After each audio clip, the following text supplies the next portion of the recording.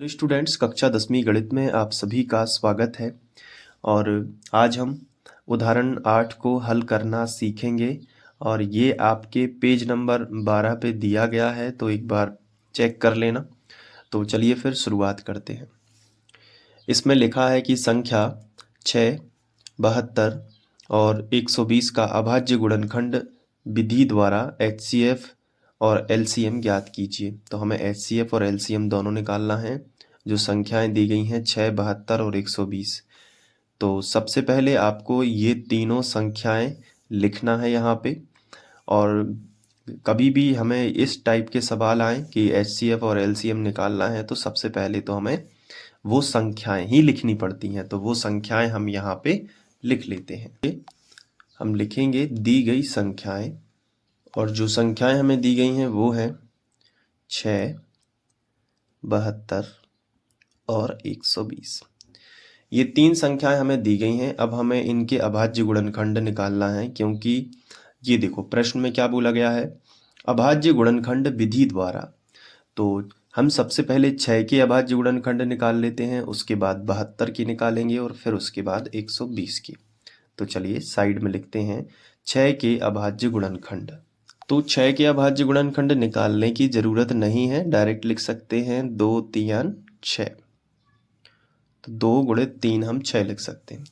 अब 72 की निकालना है, तो यहाँ पे हम हेडिंग डालेंगे 72 के अभाज्य गुणनखंड। तो 72 के लिए हम रफ में जाएंगे। तो ये हमारा रफ पेपर है। अब इसमें हम यहाँ पे लिखेंगे 72 और भाग देना शुरू करेंगे। देखो इकाई अंक में 2 है, तो 2 से चला जाएगा। 2 तिया 6, बचा 1, 2 छः 12, मतलब आधे करते जाएंगे। फिर इकाई अंक सम संख्या है, तो 2 से भाग चला जाएगा। 2 एकम 2, बचा 1, हो जाएंगे 16, 2 अट्ठे 16। फिर 2 से भाग चला जाएगा, 2 इनाम 18। फिर 2 से भाग चला जाएगा, 2 नहीं सॉरी, अब 3 से जाएगा क्योंकि 9 लिखा है, तो 3 तिरका 9। फिर 3 से जाएगा, तो 3 एकम 3। अब ये जो इस तरफ संख्या आई है 2 2 2 3 3, इनको गुणा में लिखेंगे और यही अभाज्य गुणनखंड होंगे। तो कितने बार 2 है, 1 2 3। तो 2 के ऊपर 3 की घात और 3 के ऊपर 2 की घात, क्योंकि 3 है 2 बार। तो यहाँ पे हम लिख सकते हैं कि 2 के ऊपर 3 की घात गुणित, देखो ये 3 बार है ना, 1 2 3, तो 2 के ऊपर 3 की घात आ जाएगी। अब इधर देखो 3 जो है 2 बार है, तो 3 के ऊपर 2 की घात लगा देना है। इसके बाद अब हम देखेंगे 120 के अभाज्य गुणनखंड। तो हम यहाँ पे लिखेंगे 120 के अभाज्य गुणनखंड। तो 120 के अभाज्य गुणनखंड क्या होंगे, तो इसके लिए आप फिर से रफ में चले जाओ, इधर 120 के निकाल दो। ठीक है, तो कैसे, 0 है तो 2 से चला जाएगा, 2 छः 12, 0 ज्यों का त्यों।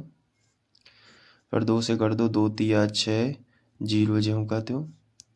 फिर 2 30 के आधे 15 हो जाएंगे।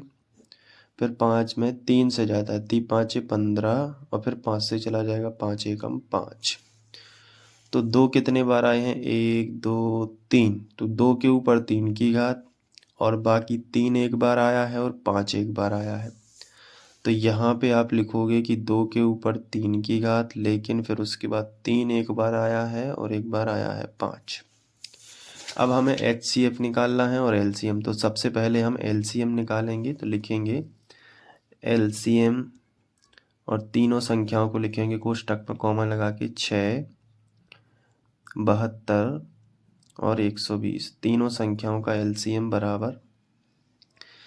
अब यहाँ पे जो छोटी संख्या है, देखो LCM तो निकालना है, लेकिन उसके लिए मैंने आपको ट्रिक क्या बताई कि सभी लिखना है, लेकिन सबसे बड़ी बड़ी घातों को, यानी लाओ सब। इसको लासा भी बोलते हैं, लासा। ठीक है, लाओ सब, ऐसी मैंने ट्रिक बताई थी। तो सब लिखो, लेकिन देखना है सबसे ऊंची ऊंची घातों को। तो यहाँ से लिखना स्टार्ट किया, तो ये लिखेंगे, फिर ये लिखेंगे, फिर ये लिखेंगे। लेकिन 2 हमें दिखा 2 अंक, तो अपन को यहाँ पे ये दिमाग लगाना है कि 2 की सबसे ऊंची घात कितनी है। तो 2 नीचे वाली पंक्ति में 2 के ऊपर 3 की घात है और नीचे वाली पंक्ति में 2 के ऊपर 3 की घात है। तो सबसे बड़ी घात 2 की होगी, 2 के ऊपर 3 की घात। तो ये 2 के ऊपर 1 की घात वाला ना लिख के 2 के ऊपर 3 की घात वाला हम लिख लेंगे। तो 2 के ऊपर आ जाएगी 3 की घात। इसके बाद फिर हमें कौन मिला, 3। चलेंगे यहीं से, आइडिया यहीं से लगेगा अंकों का कि 2 मिला तो 2 की ऊंची घात लिख ली, ये नहीं लिखा। अब देखो 3 मिल गया तो 3 की ऊंची घात लिखेंगे, 3 के ऊपर 2 की घात, ये नहीं लिखेंगे 1 की घात वाला। तो गुणा लगाया, 3 के ऊपर लिख लिया 2 की घात। फिर आगे बढ़े तो फिर आपको यहाँ पे फिर 2 मिला, यहाँ तक हो गया। फिर 2 के ऊपर 3 की घात जो कि लिख गई है, 3 के ऊपर 2 की घात ये भी लिख गई है। फिर 2 के ऊपर 3 की घात मिला, ये भी लिख गई है। 3 मिला तो 3 के ऊपर तो 2 की घात ऊंची घात लिख ली, तो ये नहीं लिखना है। फिर कौन मिला, 5। तो 5 अभी तक नहीं लिखा है तो 5 लिख लिया। इसको हम सॉल्व करेंगे तो 2 के ऊपर 3 की घात का मतलब होता है 2 3 बार लिखेंगे। इधर देखो, 2 गुणे 2 गुणे 2, 2 दूनी 4 दूनी 8, कितना आएगा 8। तो इसके नीचे लिख लेना 8। क्लियर। अब देखो 3 के ऊपर 2 की घात है तो 3 गुणे 3 यानी 3 तिरका 9 और गुणे 5। तो इसका करेंगे तो 8 नाम 72 और गुणा कितने आ जाएंगे 5। तो देखो अब 72 गुणित 5, 5 दूनी 10, 10 का शून्य हासिल आ जाएगी 1 और पौने 7 35, 35 और 1 36, 360 आएगा ये इसका एलसीएम। ठीक है, गुणा बस कर देना है। अब हम बात करेंगे एचसीएफ की, तो यहाँ पे आप हेडिंग लगाओगे एचसीएफ ऑफ और तीनों संख्याओं को लिखोगे 6, 72 और 120। अब एचसीएफ कैसे, एचसीएफ कहलाता है उभयनिष्ठ गुणनखंड जो तीनों में हो। अगर 2 संख्या हो तो जो दोनों में हो, तो तीनों में क्या है, अब देखो 2 इसमें है तो 2 इसमें भी है। क्लियर। 3 इसमें है तो 3 इसमें भी है, तो 2 गुणे 3 इसमें है, 2 गुणे 3 इसमें है और 2 गुणे 3 इसमें है। तो ये उभयनिष्ठ है, तीनों में है। अब तीनों में जो उभयनिष्ठ है इनकी सबसे छोटी घातें कितनी है, तो 2 की सबसे छोटी घात 2 के 1 की घात होगी, क्योंकि यहाँ तो ज़्यादा है। एचसीएफ में लेनी होती हैं सबसे छोटी घातें, उभयनिष्ठ गुणनखंड की सबसे छोटी घात। एचसीएफ का मतलब क्या होता है, उभयनिष्ठ गुणनखंड की सबसे छोटी घात। तो बताओ इसमें उभयनिष्ठ गुणनखंड क्या है, 2 और 3 दोनों में। ठीक है, लेकिन अब ये देखो कि 2 में सबसे छोटी घात यही है, 2 के ऊपर 1 की घात जो कि यही हो जाएगी। और 3 में सबसे छोटी घात देखो यहाँ पे ये 3 है और ये भी 3 है, इन दोनों का गुणा हो जाएगा तो 3 दूनी कितना होगा 6। तो 3 गुणे 2 बराबर 6, सबसे छोटी घात। आप यहाँ पे लिख भी सकते हो कि एचसीएफ कैसे निकाला जाता है।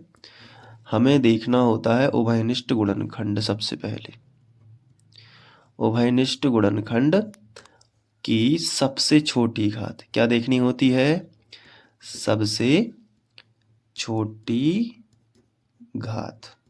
आया समझ में। तो ऐसे आप कर लेना। तो एचसीएफ और एलसीएम दोनों आ गए।